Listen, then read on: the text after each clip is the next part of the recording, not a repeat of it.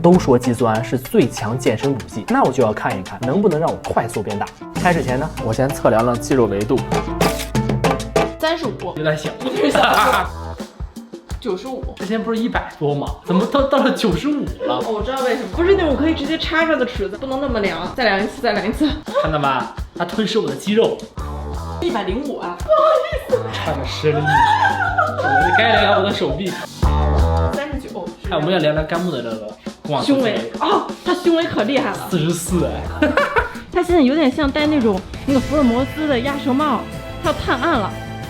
肌肉硬度。搓一下它，现在肌肉是这样的质感。然后我一发力，哇，硬的。大家看这个凹的程度哈。好，你现在用力。哇，好硬啊，好难受啊！啊，好难受，我还喜欢软的。以及柔韧性。哟，可以，没事，没有这个必要，咱们能诚实一点，别受伤哈。这儿了是吧？21其实是。今天我要喝20克，但是呢，我要分20次喝，每一次喝1克，每次间隔半个小时。哎，你是不是得给你拿个小勺？里面有勺，你搅呀，搅拌。我拿个筷子。哦，你带筷子了，好厉害！都录进去了哈。是，但是对谁不好了？1克这么少吗？哎，停，一点，再一点，好。哦，1克。兄弟，干了这一杯。这口香蕉。第二次。肚子开始绞了吗？没有，我觉得我 P2 长了。P2 长了还是？什么意思？我也不知道。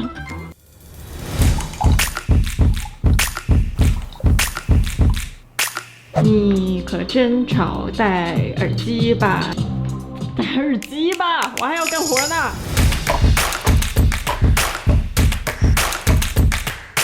他还敢这样？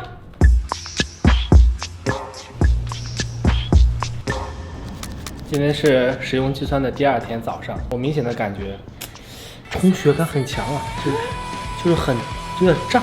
现在好像是硬一些，你没有 flex 吧？现在没有 flex， 是硬一点，昨天很软。哎呦，是，有哈。我们换一种摄入的方式啊，一次摄入5克，4次。分享一下关于肌酸补充的4种办法，前3种办法基本是一样的，它是一个充饥周，在短时间内啊，每天摄入大量的肌酸，让我们的身体内的肌酸啊达到一个峰值。昨天第1种总量是喝20克，我每半小时喝1次，我喝20次，我的个人感受就是特别麻烦。Time to go drink。Go drink again。又该喝喽。第2种办法呢，一天喝4次，每次喝5克，总量也是20克。这样的话相对来说就比较轻松一点。第3种办法就比较粗暴了。当然了，我最早也是使用的这个办法，就一口气喝20克，它的副作用相对来说就比较明显，肚子疼，对我们这个肠胃啊刺激比较大。如果你肠胃本身不太好的话，可以尝试一下1克20次。但是如果你还是感觉肚子不太舒服，可以尝试第4种办法，就是每天喝3到5克小剂量，没有充饥了，你就坚持喝吧。一般这个办法呢是喝到第28天，肌酸水平会达到一个峰值。前3种办法呢，它会在大概5到7天的时候，会让你的身体的肌酸水平啊达到一个峰值。之后啊，你一定要每天坚持都要喝。肌酸摄入一旦停止之后呢，你的身体的肌酸水平就开始下降，大概需要5到6周的时间。就说如果你一直想发挥肌酸的作用，就要坚持每天小剂量的喝，每天3到5克。我还是喜欢粗暴一点，定时定点4次嘛。你觉得麻烦？那让你每天亲林志玲4口呢？你觉得麻烦吗？你现在说这种屁话根本不切实际。你的意思是说，如果可以的话，你也挺想，是不是这意思？哎呀，说这种东西有的没的，真的是，这个属于没的。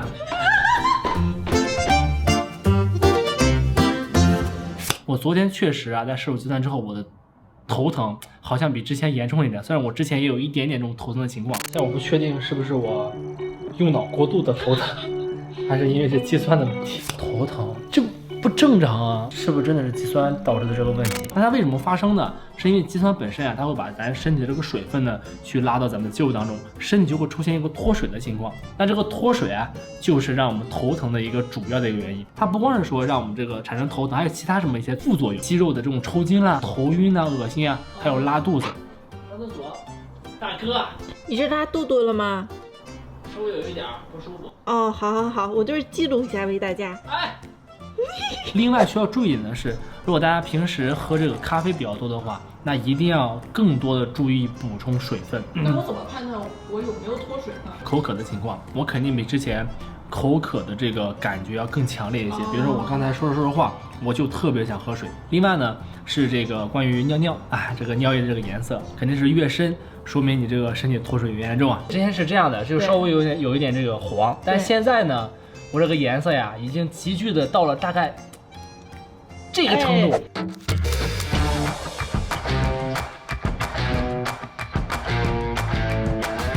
大郎喝药，大郎吃饼。今天我的碳水换成了咸蛋黄饼。我之前的碳水是香蕉，那我为什么每次就是喝这个肌酸的时候会搭配这个香蕉一起呢？我之前查这个资料发现，当你这个摄入肌酸搭配碳水和蛋白质一起吃的时候，它能发挥最好的效果。那为什么只是香蕉呢？是因为我这不给大家拍这个体验视频嘛，拍的频率比较高，所以说不是那么方便。那如果平时大家呀在真正摄入的时候，可以把这个蛋白粉冲到一个小瓶子里面，把每天相应的这个肌酸量啊，就放到这个小瓶子里面，就是你一天要喝几次来进行这么喝，然后每次喝的时候呢，再吃一根这个香蕉，不是一根啊，再吃一点这个香蕉。是这一辈子都要这么吃下去吗？不是，只限于在冲击期内。当你这个冲击期结束之后，也就是我们身体的肌酸水平相对饱和之后呢，就不用了。那之后有什么讲究吗？相比较一天中的早和晚和训练前后这2个时间段，在训练前后补充肌酸，它能发挥更好的一个效果。那具体是训练前好还是训练后更好呢？有人是做了相关的实验，但是训练前和训练后差距并不是特别的大。那可能训练后啊，这个效果要好那么一丢丢。我的习惯就是在每次训练后，我喝蛋白粉的时候，我就把肌酸放进去，就是这样，最起码就比较顺手的设计，比较方便一点。高杆阻塞。哎，你这个球，我想问问，你本来想打到哪儿呢？没擦枪粉，没擦枪粉啊，好。这样，是我刚才剩那个肌酸，我喝完这肌酸之后呢，我们要马上进行举铁训练了，咱们就来说一说这个肌酸啊是如何在我们身体内去工作的。我们就拿这个台球来举个例子吧。那比方说这个呢，就是我们的 ATP 身体能量系统嘛，叫3磷酸腺苷，特意选了3个同样的球。然后这边呢，就相当于是我们这个肌酸。然后呢，我们这个肌酸摄入之后啊，它会在我们身体里面以这个磷酸肌酸的形式存在。每一个磷酸肌酸呢，它其实还带着一个小巴底，比方说这样，它上面呢带着一个叫磷酸基团的一个小巴底，就这样。都是配对的，都是配对的。稍等，逼死强迫症了，你这是要？咱们 ATP 释放能量之后呢，它这边会出来一个，这2个就变成了 ADP。这个时候呢，我们这个磷酸肌酸就发挥作用了，带着它的小巴底啊，磷酸基团过来，把这个磷酸基团啊补充进到 ADP 里面，它又重新形成了 ATP， 可以释放能量，帮助我们在练肌肉的时候啊，去强烈收缩呀，这种高强度运动。同样的原理啊，它这边 ATP 释放了之后，这边又带着小巴底又过来了，那这样就是反复的去补充我们的 ATP。这就是为什么就补充肌酸之后呢，它可以让我们的身体在更高的强度下去持续更长的训练时间，就有点类似于我之前玩那个极品飞车，它有一个这个氮气装置，打开那个氮气呢，这个汽车会以最高速来持续前来行驶。当你这个容量越足的时候，那你就可以行驶更长的时间，不代表着我们可以无穷无尽的去一直这么练下去。我们身体里面肌酸的这个储备啊是有饱和值的，超过这个饱和值之后呢，你再补充这个肌酸，它也不会额外去增加我们的这个肌酸水平了。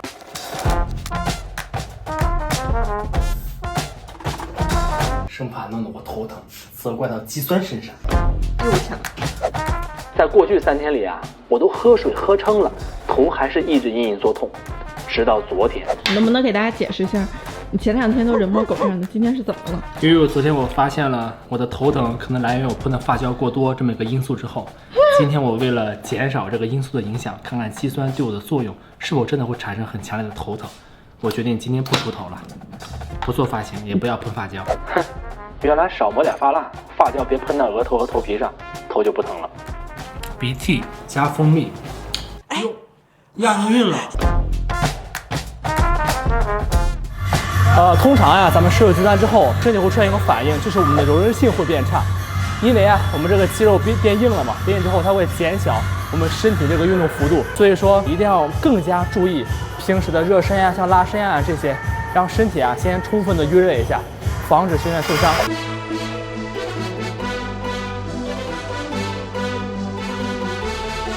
你摆什么 pose 呢？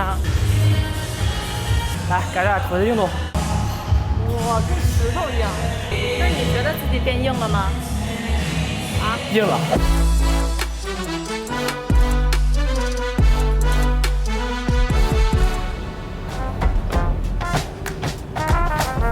我摄入肌酸最大的这个原因就是肌酸可以促进增肌，因为你可以在更高的强度下，然后训练更长的时间，对我们的目标肌群刺激的更加到位。那从这个人体本身来说呢，肌酸呀，它可以促进咱们这个肌肉蛋白的合成，也是可以促进增肌的。所以说，就是这两方面一结合，确定肌酸是可以帮助我们增肌的。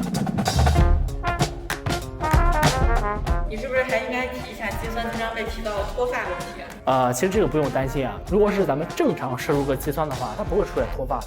这个脱发本身它是个基因问题，就是你用不用这个肌酸啊，就是你基因里面该脱你还得脱。所以说这个比较好的办法呢，就是可能咱剃成一个秃瓢，对不对？时长了，夹膜。好，这个是今天最后的肌酸。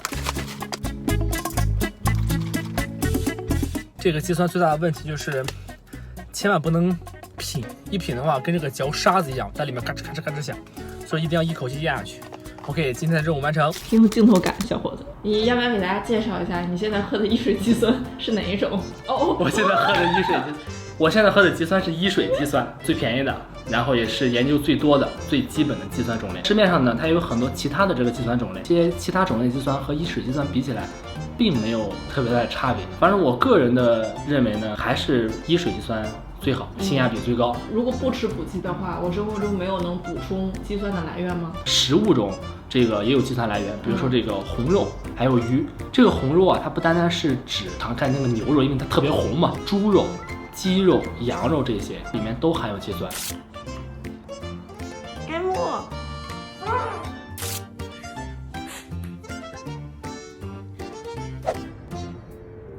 今天呢是我服用肌酸的第10天，感触最明显的是精神上的一个变化。我之前训练后吧，就会感觉在工作的时候啊，就是精神不是特别的亢奋，然后会有一点疲惫。